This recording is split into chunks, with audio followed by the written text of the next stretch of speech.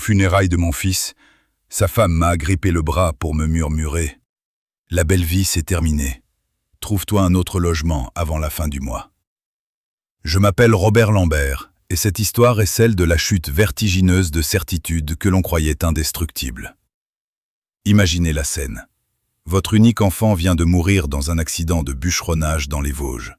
Vous êtes au funérarium de Strasbourg, vous efforçant de ne pas vous effondrer, et votre belle-fille se penche vers vous, non pas pour vous réconforter, mais pour vous lancer « Arrête de tout ramener à toi, tu es ridicule ».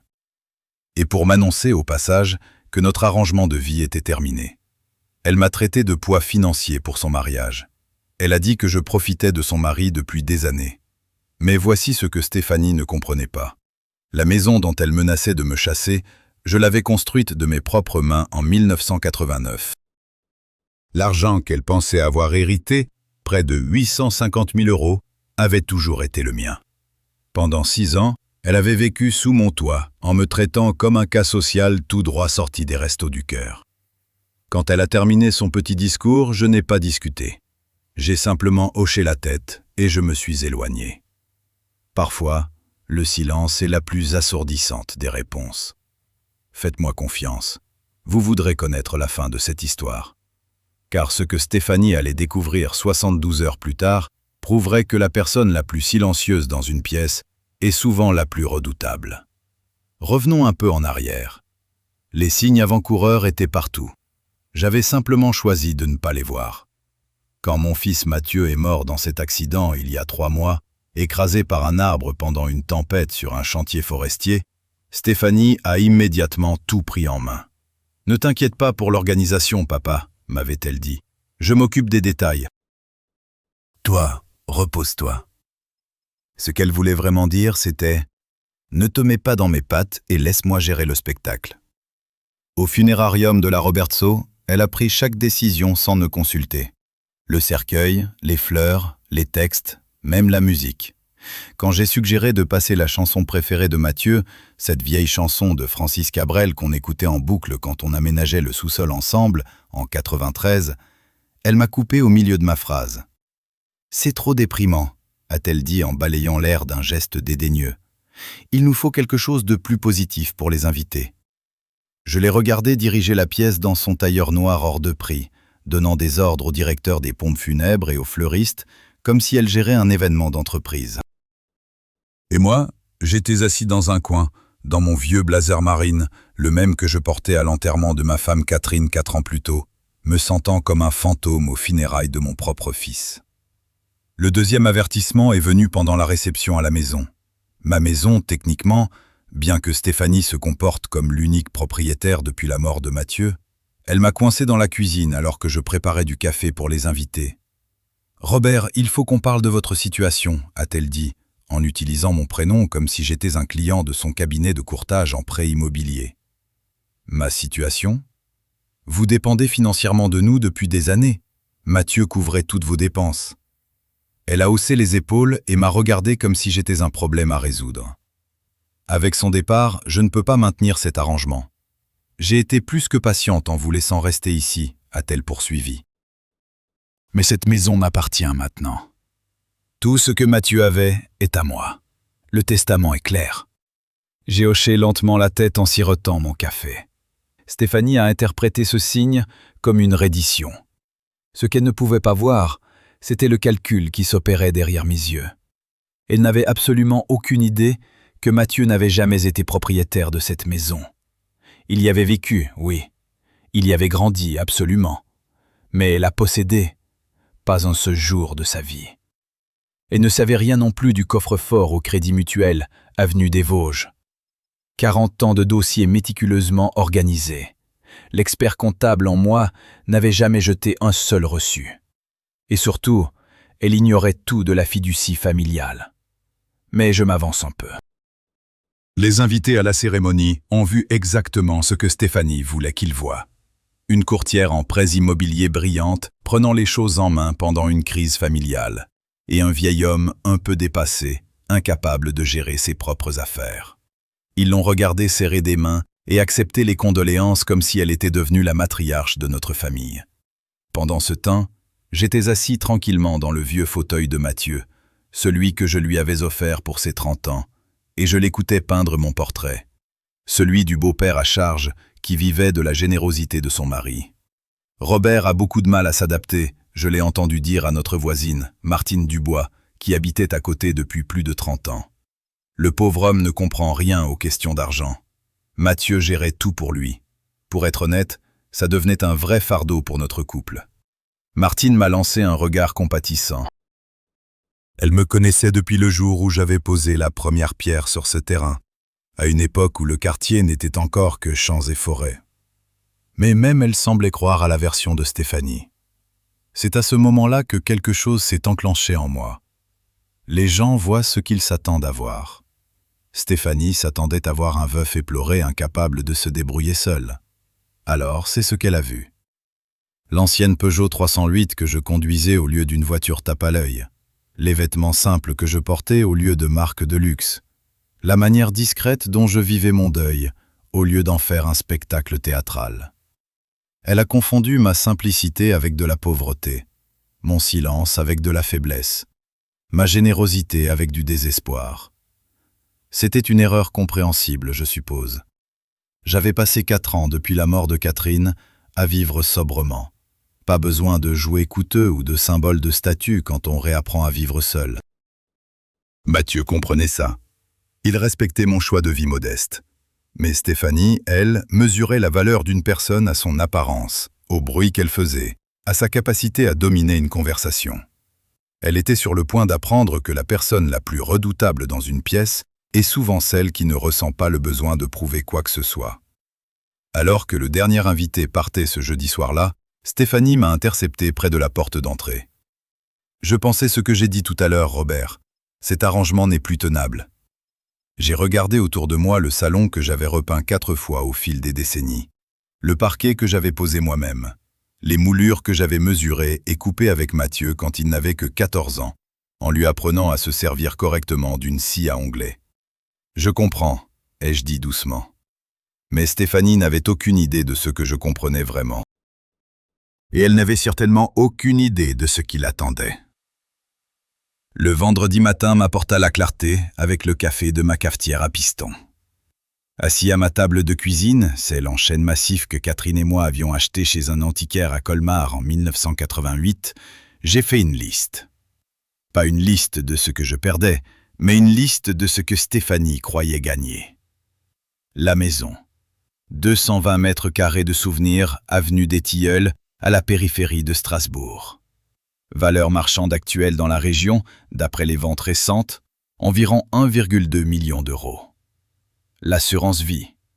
La police d'assurance de Mathieu, via son employeur, 160 000 euros. Stéphanie dépensait déjà cet argent en imagination. Le contenu. Tout. Du buffet ancien de Catherine à la collection de maillots de foot de Mathieu de ses années en club junior. Sans grande valeur pour la plupart des gens, mais inestimable pour moi. Et enfin, ma dignité.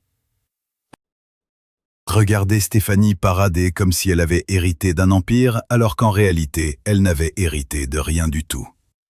Mais ce qui me dérangeait le plus, ce n'était ni l'argent, ni même la maison. C'était l'effacement. Stéphanie était en train d'éliminer systématiquement toute trace de la vie que Catherine et moi avions construite ici. Elle avait déjà mis en carton les photos de Catherine qui étaient sur la cheminée. Les dessins d'enfants de Mathieu avaient disparu de la porte du réfrigérateur. Même mon vieux diplôme d'expert comptable avait été décroché du mur du bureau. « Je fais juste un peu de rangement », m'avait-elle expliqué quand je l'avais interrogée sur les photos de Catherine. Mathieu disait toujours que cet endroit avait besoin d'un coup de jeune. Un coup de jeune? Comme si 40 ans de souvenirs étaient un papier peint démodé qu'il fallait arracher. Elle m'avait donné 30 jours. 30 jours pour trouver un autre endroit où vivre, avec ce qu'elle supposait n'être que ma maigre retraite. 30 jours pour emballer 4 décennies de vie et prétendre que rien de tout cela n'avait jamais existé. Le plus cruel, c'était sa confiance. Elle faisait tout cela avec la certitude absolue de détenir toutes les cartes. Mercredi après-midi, elle m'avait tendu un calendrier imprimé, vraiment imprimé, comme si j'étais un locataire recevant un avis d'expulsion. Le 15 décembre, avait-elle dit en montrant la date entourée au marqueur rouge. Ça vous laisse simplement le temps de trouver une gentille résidence pour seniors, quelque chose de plus approprié à votre situation. Encore cette expression, votre situation. J'ai déjà regardé quelques options, a-t-elle poursuivi, sortant des brochures sur papier glacé, comme si elle me faisait une immense faveur. La résidence Les Chênes Dorés a des disponibilités. C'est seulement 2 000 € par mois pour un studio. Ils ont des activités et tout. 2 000 € par mois. Elle s'attendait à ce que je dépense l'intégralité de mes revenus de retraite en loyer et que je survive avec rien. Et pour les courses, ai-je demandé. Le transport, mes médicaments? Elle a haussé les épaules, totalement indifférente. Il y a des aides pour les gens dans votre situation. L'aide au logement, les associations. L'État s'occupe des personnes âgées. L'État. Comme si j'étais un assisté qui n'avait jamais contribué un seul centime aux impôts. C'est là que j'ai compris que Stéphanie ne voulait pas seulement que je parte. Elle voulait que je sois reconnaissant de l'opportunité de partir. Que je la remercie pour les 30 jours au lieu de 0. Que j'apprécie sa générosité de ne pas appeler la police pour me faire expulser sur le champ. Mais assis avec mon café ce vendredi matin, j'ai eu une toute autre prise de conscience. Stéphanie avait fait une supposition capitale. Que Mathieu possédait tout ce qu'elle revendiquait. Elle avait été mariée avec lui pendant 6 ans. Elle avait vécu dans cette maison pendant 6 ans. Elle n'avait probablement jamais vu un titre de propriété, un avis de taxe foncière ou le moindre document prouvant la possession de quoi que ce soit. Pourquoi l'aurait-elle fait? Mathieu gérait les finances du ménage comme sa mère et moi le lui avions appris. Sauf que Mathieu n'avait jamais vraiment géré mes finances. Il m'aidait à la maison, bien sûr. Il faisait les courses quand j'en avais besoin, me conduisait à mes rendez-vous médicaux après la mort de Catherine. Mais l'argent, les investissements, la propriété, tout cela avait toujours été sous ma gestion. Stéphanie a vu l'aide de Mathieu et a supposé une dépendance. Elle a vu ma gratitude pour son aide et a supposé une obligation. Elle a vu 4 années de deuil discret et a supposé une défaite. Si je ne disais rien, si je faisais simplement mes valises et que je partais pour la résidence Les Chênes Dorés comme un vieil homme obéissant, quel message est-ce que cela enverrait? Que les tyrans gagnent? Que le volume l'emporte sur la vérité? Que mes 42 ans de mariage avec Catherine ne signifiaient rien? Que la maison que nous avions bâtie ensemble n'était que du bois et du béton? Que le fils que nous avions élevé ici pouvait être oublié aussi facilement que des photos retirées d'une cheminée? L'enjeu n'était pas seulement financier, il était existentiel. Mais j'avais quelque chose que Stéphanie ignorait. Quelque chose qui allait tout changer. J'avais juste besoin de trouver le bon moment pour l'utiliser. Et ce moment approchait plus vite qu'elle ne pouvait l'imaginer. Samedi matin, Stéphanie est entrée dans ma maison en utilisant le vieux double des clés de Mathieu. Je prenais mon petit déjeuner, des œufs sur le plat comme Catherine les aimait, quand j'ai entendu la porte d'entrée s'ouvrir. Pas de coup à la porte, pas de bonjour.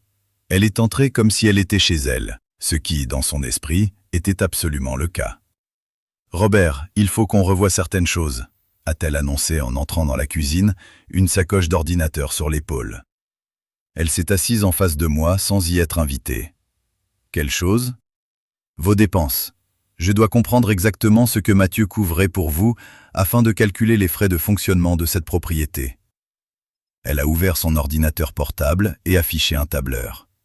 Il ne m'a jamais donné les chiffres exacts, mais j'en ai besoin pour ma planification. Planification de quoi? Pour tout gérer jusqu'à votre départ, évidemment. Elle m'a regardé comme si j'étais volontairement obtus. La taxe foncière, les charges, l'assurance, toutes les choses que Mathieu payait en votre nom. J'ai posé ma tasse de café. Et qu'est-ce que vous pensez exactement que Mathieu payait? Tout, Robert. Rien que la taxe foncière pour une maison de cette taille doit être de 5 000 € par an. Ajoutez l'électricité, le gaz, l'assurance, l'entretien. Elle a secoué la tête. Mathieu dépensait au moins 30 000 € par an pour vous loger. C'est ce que Mathieu vous a dit? Les doigts de Stéphanie se sont figés sur le clavier. Que voulez-vous dire? Je veux dire, est-ce que Mathieu vous a spécifiquement dit qu'il payait ma taxe foncière? Il n'avait pas besoin de me le dire, c'est évident. Elle a fait un geste circulaire dans la cuisine. Comment pourriez-vous vous permettre un endroit comme celui-ci autrement? L'immobilier à Strasbourg est hors de prix. Vous avez une petite retraite. Avez-vous déjà vu mon avis de taxe foncière? La question est restée en suspens. L'expression assurée de Stéphanie a vacillé un instant, comme une bougie dans un courant d'air. Je n'ai pas besoin de le voir. Mathieu a hérité de cette maison à la mort de votre femme. Vraiment? Bien sûr que si, c'est comme ça que ça marche. Je me suis levé lentement et je suis allé à l'évier, rinçant mon assiette avec un soin délibéré. Vous savez, Stéphanie, vous avez fait un grand nombre de suppositions sur ma situation financière. Ce ne sont pas des suppositions, ce sont des conclusions logiques basées sur des faits observables. Vraiment? Quels autres faits avez-vous? Elle a consulté son tableur. Mathieu m'a dit que vous n'aviez jamais contribué aux dépenses du ménage après avoir emménagé avec nous. Je me suis retourné et je l'ai regardé droit dans les yeux. C'est ce qu'il a dit? Oui. Intéressant. Parce que j'ai construit cette maison en 1989. Payé le terrain comptant, engagé les artisans, supervisé chaque jour de la construction. Le visage de Stéphanie s'est crispé. C'était il y a 35 ans, les choses changent. Certaines choses, oui. Pas les titres de propriété. Elle a refermé son ordinateur portable avec plus de force que nécessaire. Écoutez Robert, je sais que c'est difficile pour vous. Perdre Mathieu, devoir affronter la réalité de votre situation financière, mais le déni n'aidera personne. Quel déni? Prétendre que vous n'êtes pas dépendant du soutien familial. Le mot a atterri comme une gifle. J'ai séché mes mains sur le torchon, en prenant mon temps, en contrôlant ma respiration. Stéphanie, laissez-moi vous poser une question. En 6 ans de mariage avec mon fils, Mathieu vous a-t-il déjà montré un relevé de prêt immobilier? Nous gardions nos finances séparées, c'était notre arrangement. A-t-il déjà mentionné faire des paiements pour un prêt sur cette maison? Nous ne discutions pas de chaque détail de ses dépenses personnelles. L'avez-vous déjà vu faire un chèque pour la taxe foncière? Avez-vous déjà vu un avis d'imposition avec son nom dessus? Son silence m'a dit tout ce que j'avais besoin de savoir. Voici ce que je pense qu'il s'est passé, ai-je dit, en m'appuyant contre le plan de travail. Mathieu m'aidait à la maison parce que c'était un bon fils. Il faisait les courses, s'occupait du jardin, me conduisait à mes rendez-vous. Vous avez vu ça et vous avez supposé qu'il me soutenait financièrement parce que c'est ce à quoi ça ressemblait. Les apparences peuvent être trompeuses, Stéphanie, surtout quand on ne fait pas attention.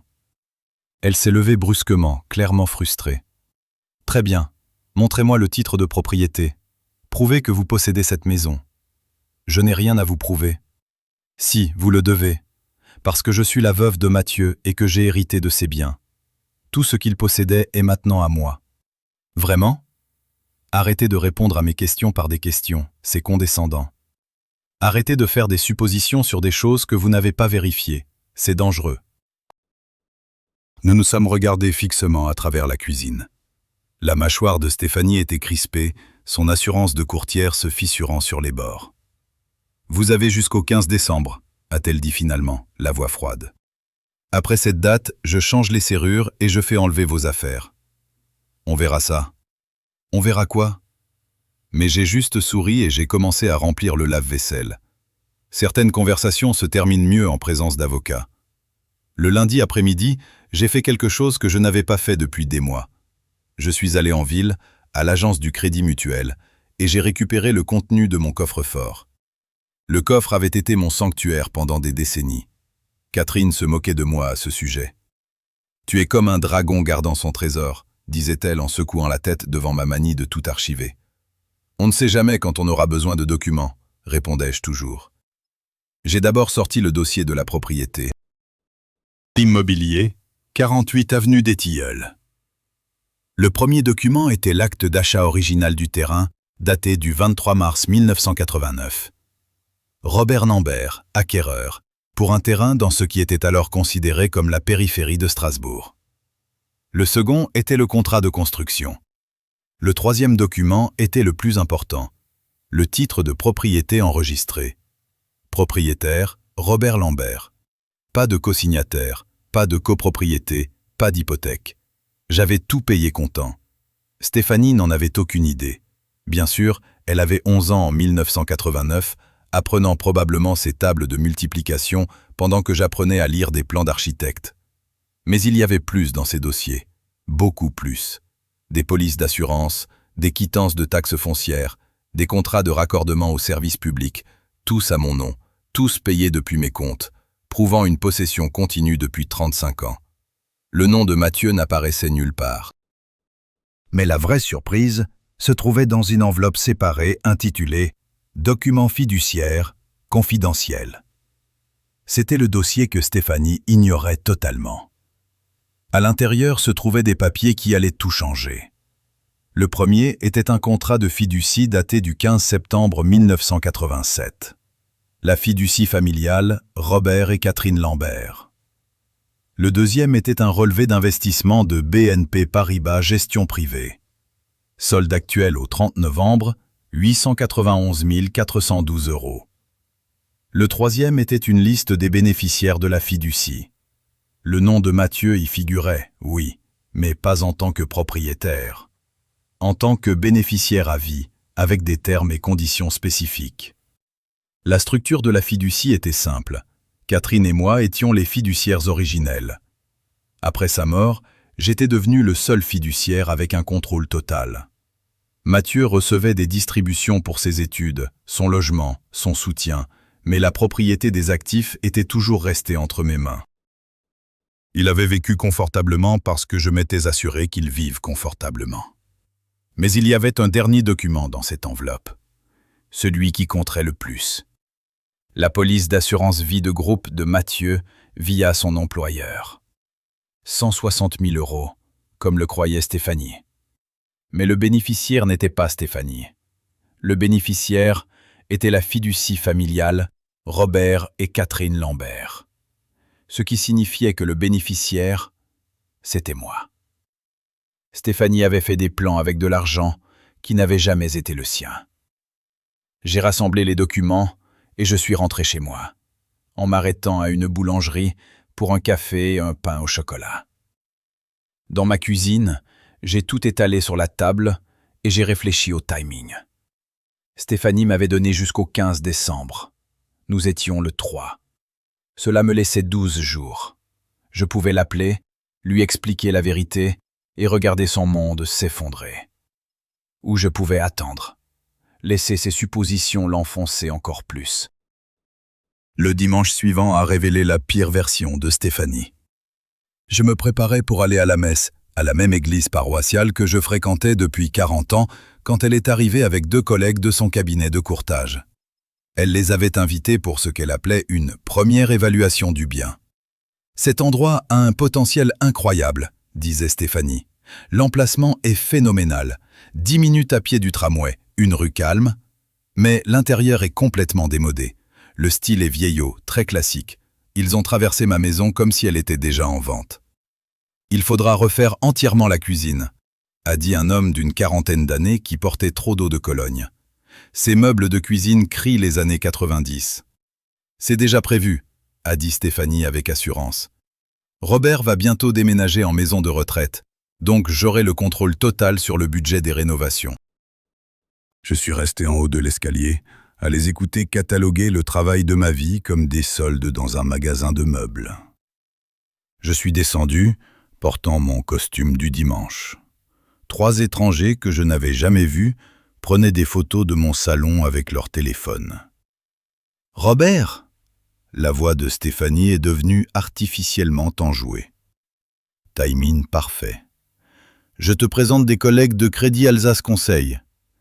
Elle les a présentés comme si j'étais une pièce de musée. Voici Robert, le père de Mathieu. C'est lui qui a construit la maison, mais il est en transition vers un environnement de vie plus adapté. En transition. Comme un meuble qu'on déplace en garde-meuble. On nous a dit que vous déménagiez aux Chênes Dorées, a dit l'homme.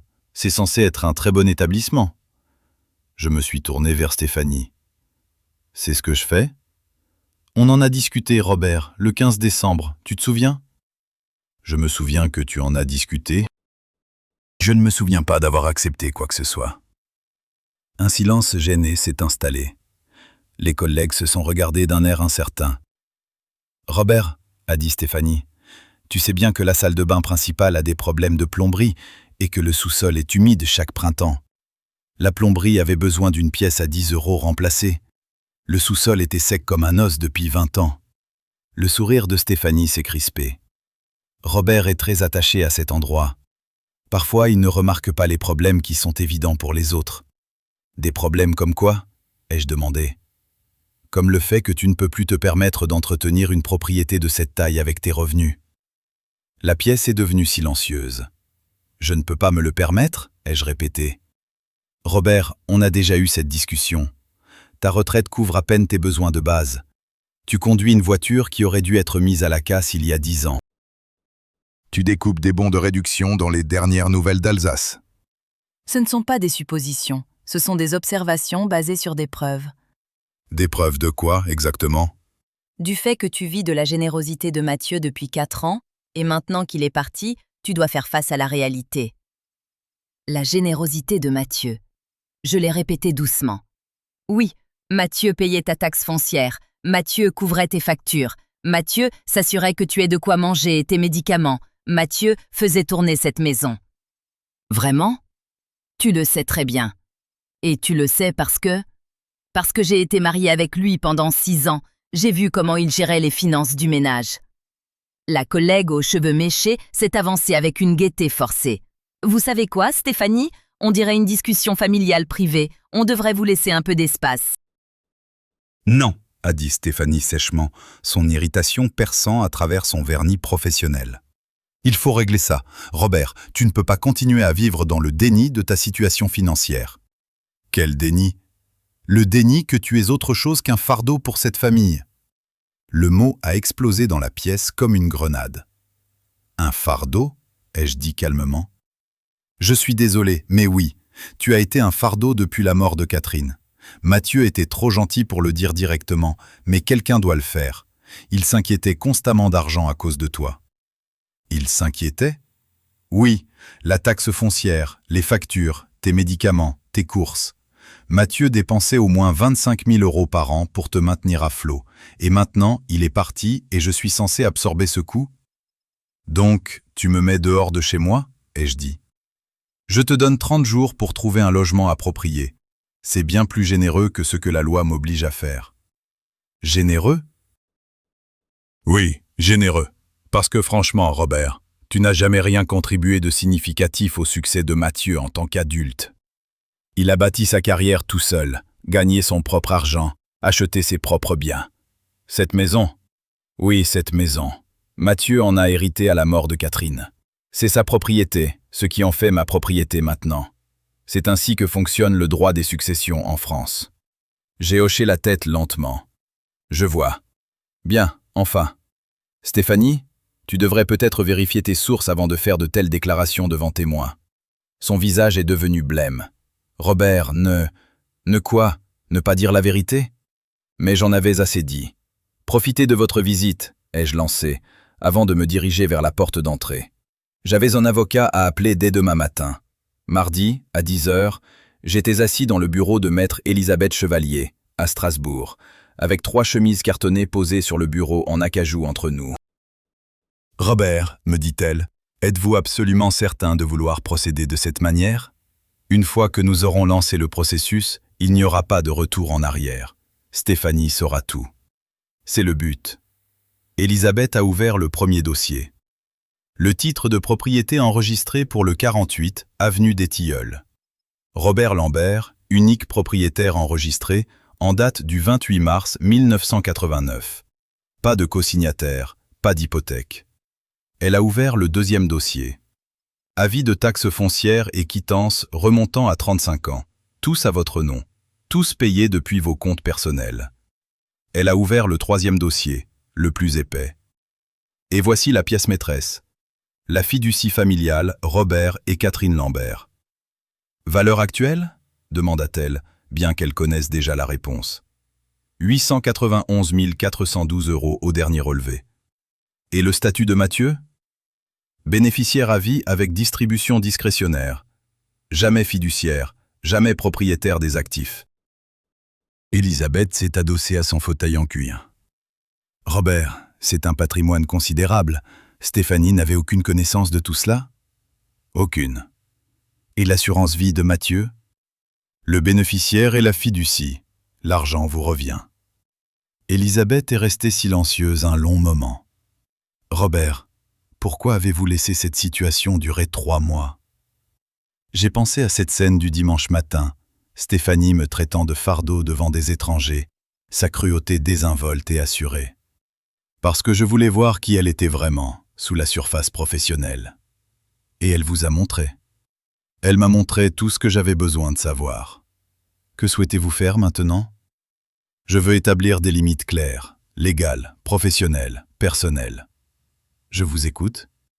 Premièrement, je veux que la réclamation d'assurance soit traitée immédiatement.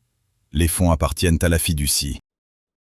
Deuxièmement, je veux que Stéphanie reçoive un avis officiel lui signifiant qu'elle est occupante sans droit ni titre dans ma maison. 30 jours pour partir, le même délai qu'elle m'a donné. Troisièmement, je veux qu'elle comprenne exactement la relation de Mathieu avec la fiducie. Et quatrièmement, je veux des témoins. Des témoins?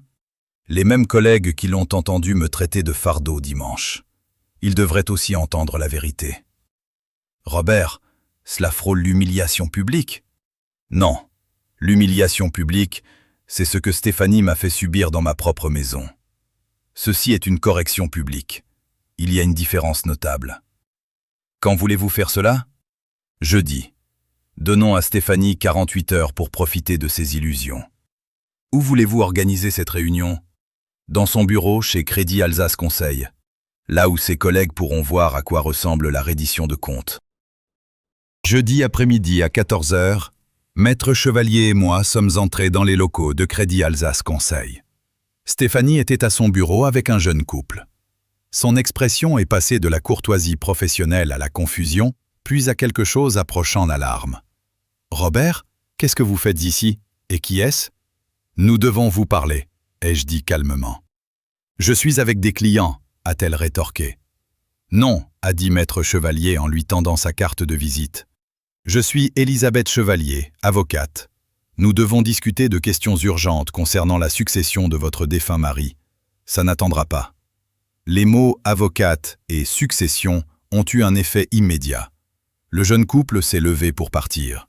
« En fait, a dit Maître Chevalier, je pense que vos collègues devraient être présents.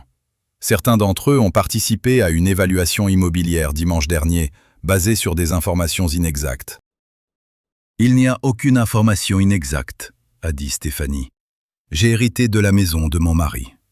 De quelle maison s'agirait-il? A demandé l'avocate. Du 48, avenue des Tilleuls. Et vous avez des documents prouvant cet héritage? Un testament? Des actes notariés? Le testament de Mathieu me lègue tous ses biens. Sa voiture, ses effets personnels, sa part de la maison. Sa part de la maison, a répété Maître Chevalier. Mathieu n'avait pas de part de la maison. La déclaration a atterri au milieu du bureau comme un pavé dans la mare. Que voulez-vous dire? Le 48 avenue des Tilleuls est la propriété exclusive de Robert Lambert, a dit Maître Chevalier. Acheté en 1989, enregistré à son seul nom, jamais transféré, jamais grevé, jamais partagé. C'est impossible. Voici le titre de propriété enregistré.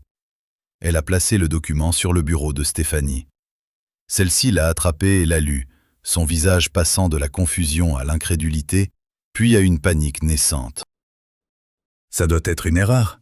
Mais Mathieu payait toutes les factures, la taxe foncière, tout. Non, ai-je dit doucement, parlant pour la première fois. Mathieu m'aidait à la maison parce que c'était un bon fils. Je payais toutes les factures. J'ai toujours payé toutes les factures. Ce n'est pas vrai. Maître Chevalier a sorti le deuxième dossier. Avis de taxe foncière, facture d'électricité, de gaz, police d'assurance habitation, tous au nom de Robert Lambert. Tous payés depuis les comptes de Robert Lambert. Stéphanie fixait les documents comme s'ils étaient écrits dans une langue étrangère. Mais le revenu de Mathieu, il était à l'aise. Il était à l'aise parce que Robert s'assurait qu'il le soit, a dit Maître Chevalier en sortant le 3e dossier. La fiducie familiale, Robert et Catherine Lambert, établie en 1987. Valeur actuelle, environ 891 000 €. Le bureau est devenu absolument silencieux. L'argent circulait de Robert vers Mathieu, pas l'inverse. Stéphanie s'est affaissée dans son fauteuil. L'assurance vie, a-t-elle dit soudain, se raccrochant désespérément à quelque chose. Les 160 000 €, c'est à moi, je suis sa veuve. Maître Chevalier a sorti le dernier document. Le bénéficiaire de la police d'assurance vie de groupe de Mathieu Lambert est la fiducie familiale Robert et Catherine Lambert. Non. Si. Cet argent appartient à la fiducie, ce qui signifie qu'il appartient à Robert. Stéphanie a regardé autour d'elle, ses collègues, le monde professionnel qu'elle avait bâti. Tous les visages la fixaient. La femme si sûre d'elle dimanche dernier, si certaine de son héritage massif, si méprisante des protestations du vieil homme. « Robert » a-t-elle dit, sa voix petite et incertaine maintenant. « Je ne savais pas. »« Vous n'avez pas demandé, » ai-je répondu. « Vous auriez pu me le dire. Vous auriez pu demander respectueusement. Vous auriez pu vérifier vos suppositions avant de me traiter comme un déchet dans ma propre maison. » Maître Chevalier a refermé les dossiers. « Stéphanie, je vais vous signifier un avis formel indiquant que vous occupez la propriété de Robert sans droit ni titre. Vous avez 30 jours pour trouver un autre logement. » 30 jours ? Le même délai que vous avez donné à Robert. Cela semble approprié.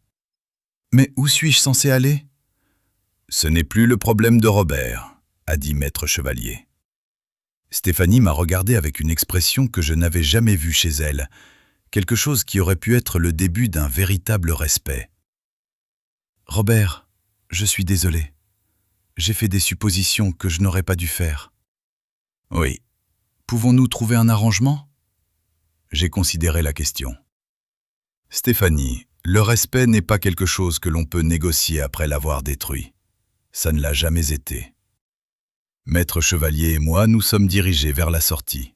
« Robert !» a appelé Stéphanie, la voix légèrement brisée. « Qu'est-ce qu'il va se passer maintenant ?» Je me suis retourné sur le seuil. « Maintenant, vous allez apprendre quelque chose que j'ai toujours compris. » « Quoi donc ? Que les gens discrets ne sont pas des gens faibles. Nous sommes juste très sélectifs sur le moment où nous choisissons d'utiliser notre voix. » La porte s'est refermée derrière nous. Le silence que nous avons laissé parlait plus fort que n'importe quel mot. Le samedi matin, toute l'histoire s'était répandue dans le milieu professionnel de Strasbourg comme une traînée de poudre. Je le savais parce que Martine, ma voisine depuis 37 ans, m'a apporté le café et les dernières nouvelles. « Robert, tu aurais dû voir Stéphanie au carrefour hier, » m'a dit Martine. On aurait dit qu'elle avait été heurtée par un camion. Elle faisait ses courses dans le rayon discount, vérifiant les prix sur tout. Les effets d'entraînement se propageaient plus vite que je ne l'avais prévu. Quelques jours plus tard, j'ai eu un visiteur inattendu, Antoine, le frère de Stéphanie. Il était venu s'excuser. J'ai vu comment elle vous traitait aux funérailles, mais je n'ai rien dit. J'ai pensé que c'était le deuil. Ce n'était pas le deuil, ai-je dit. Non, a-t-il convenu. Ça ne l'était pas. Elle a fini par croire à sa propre histoire.